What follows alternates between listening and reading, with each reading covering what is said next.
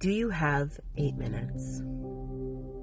Do you have 8 minutes that you could support somebody who is grieving or hurting today with an 8-minute phone call? There's a New York Best Times article, and it's like a 7-day happiness thing. And the second one is the power of an 8-minute phone call.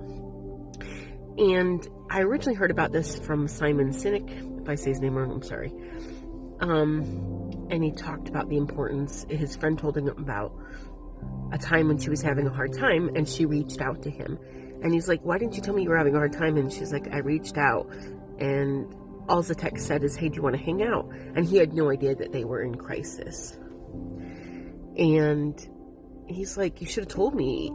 And she had read an article that when you're in crisis, she had read the same article, that when you're in crisis, all you need is somebody to listen to you for 8 minutes. And it doesn't make things right, but it can help us cope and feel supported and not so alone. Oftentimes, as grievers, one of the things we feel the most is alone. And it's really hard to reach out. It's really hard to ask other people to support us, because the reactions we get from our friends and our family and people close to us is things like, "Have you signed up for therapy?" Or, "I don't have time right now," or just like plain ghosting. Where, as if we had somebody who would connect with us and just listen to us and validate our feelings, listen and not judge. If we just had that, we would feel more supported and I think easier to get through grief. I don't think grief should be experienced alone. So I want you to think about, are there people in your life who might be struggling, who might be overwhelmed with the situation they're in, such as the death or loss of their spouse or partner, or their mom died, or their whatever happened to them, whatever they're going through? Do you have 8 minutes in your day that you could reach out to somebody via phone call and even send a text that says, "Hey, do you have 8 minutes to talk today?" And just be a listener. Listen and don't judge. Listen to them talk about what's going on in their life. And at the end of the 8 minutes, if you have more time, you guys can decide to continue the conversation or stop the conversation and honor that 8-minute thing.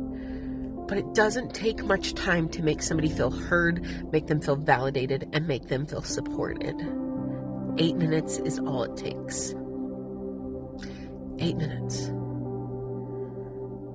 And in a world where we need more connection, and in a world where we need more support, and in a world where so many things are going wrong right now, who can you help with that 8 minutes?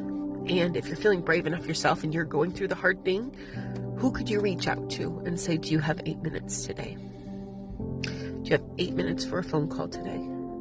And see how supported you feel if someone responds with a yes. This world is rough right now, and there's a lot going on with those who are grieving, and it can be hard and it can be lonely. And I can tell you that the times I felt best supported in grief, when I couldn't find what I needed in my own circle, is when I reached out and connected with others who got it. So I appreciate y'all for supporting me, and appreciate everyone for listening to my stories about grief. And I hope this helps somebody today.